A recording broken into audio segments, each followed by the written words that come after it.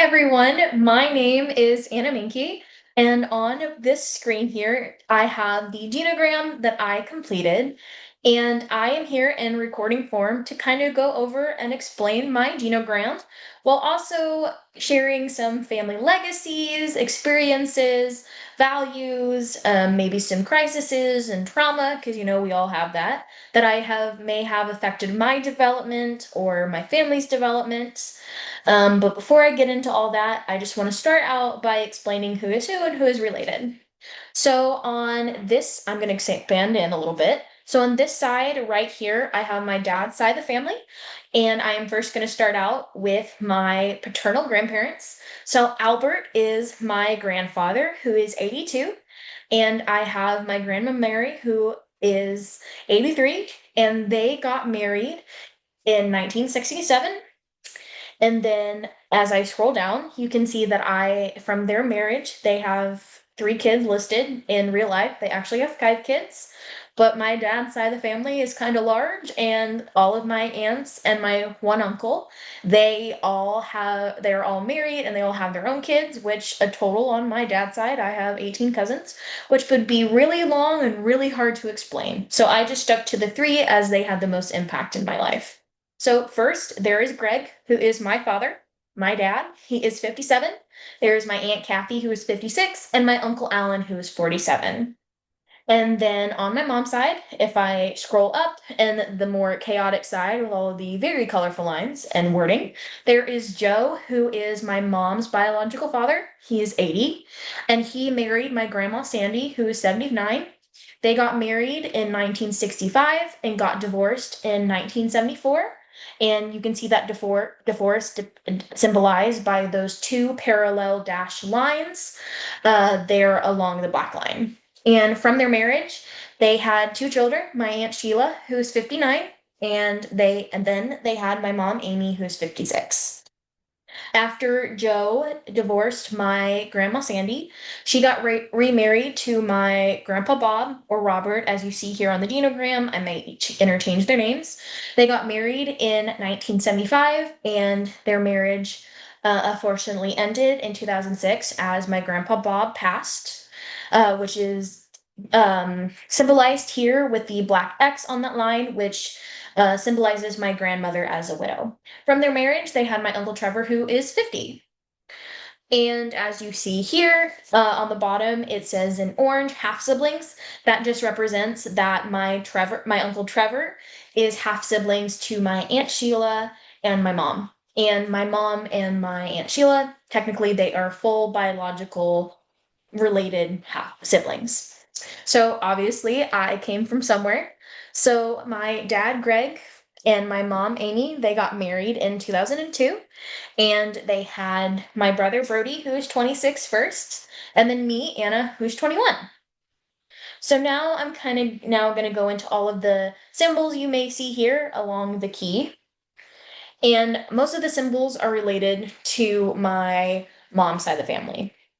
So as you can see here by the green dash lines ending with arrows, that line means neglect. My mom's biological father left my grandmother to raise both my aunt and my mom by herself, which then, led to divorce.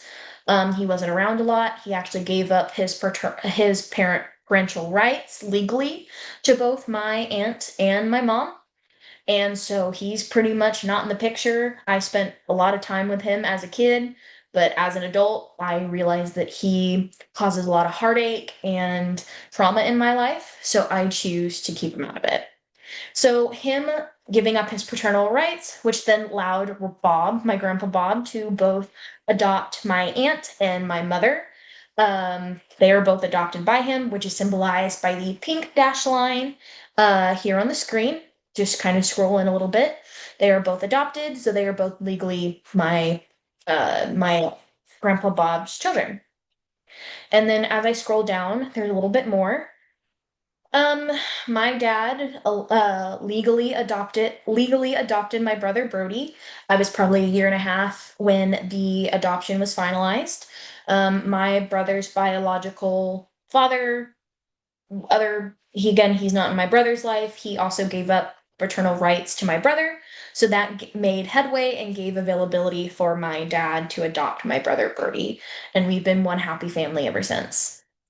As you will see here, both between my Aunt Sheila, my mom, and my uncle, and me and my brother, these two purple parallel lines represent a very close relationship between siblings.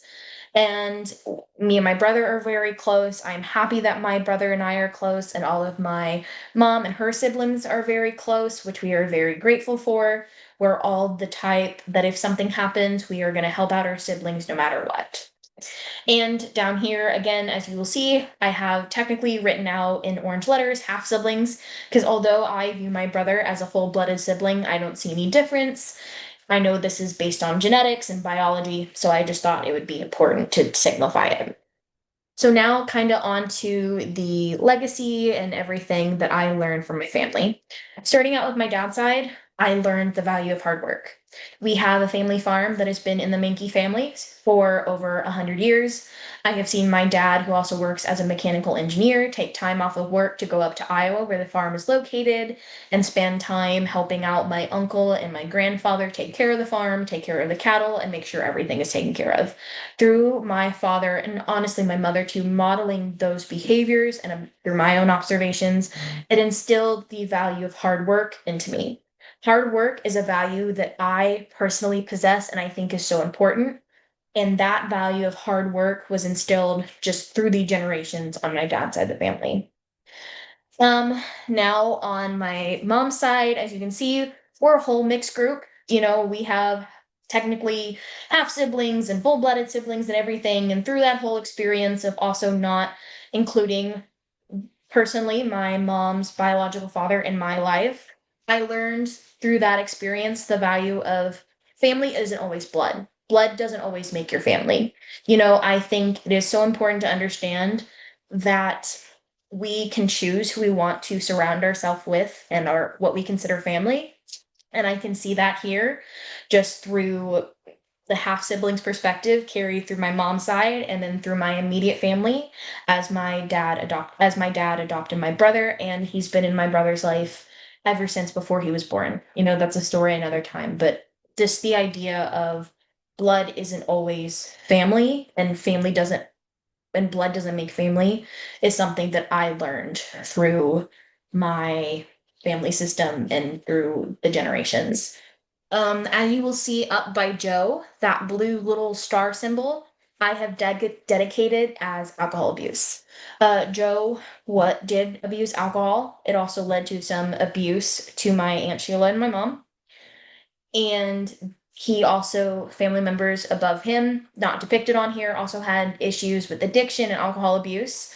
So I think that is something that I, through my development and my understanding, has really looked out for because I know there are genetic vulnerabilities for things like addiction and alcohol abuse. And I don't want to become someone who struggles with those type of vulnerabilities. So that is something that I really look out for when doing anything. So that is all that I have right now. Thank you so much for watching this. I know this genogram looks a little crazy, but I had a really fun time creating it, and I just hope you like listening to all of my family tree. So again, thank you so much and have a great rest of your day.